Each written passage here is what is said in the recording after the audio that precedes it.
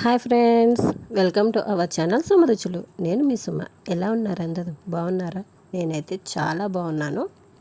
ఈరోజు వీడియోలో నేను చామదుంపల ఫ్రై ప్రిపేర్ చేస్తున్నాను. చామదుంపల ఫ్రై ప్రిపేర్ చేసుకోవడానికి ముందుగా ఉడికించుకుని చల్లార్చి ఉంచుకున్న చామదుంపలని తొక్క చేసుకుని వాటిని ముక్కలుగా కట్ చేసుకున్నాను.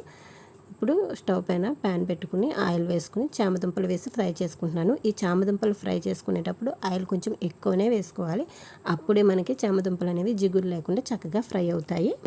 చామదుంపలు వేయించుకోవడానికి కొంచెం నూనె అనేది ఎక్కువ వేసుకుంటాం కాబట్టి ఆ నూనె అంతా పీల్చుకోవడానికి 1 టేబుల్ స్పూన్ శనగపిండి వేసుకుంటే ఆ నూనె పీల్చుకోవడం కాకుండా ఫ్రై కూడా మనకి టేస్టీగా ఉంటుంది.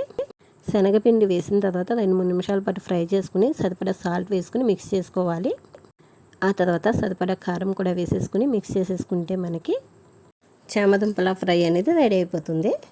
చామదుంపలు ఉడికించుకునేటప్పుడు కొంచెం చింతపండు వేసుకుంటే మనకి చామదుంపలు జిగురు లేకుండా ఉండి ఫ్రై అనేది పొడి పొడిగా వస్తుంది.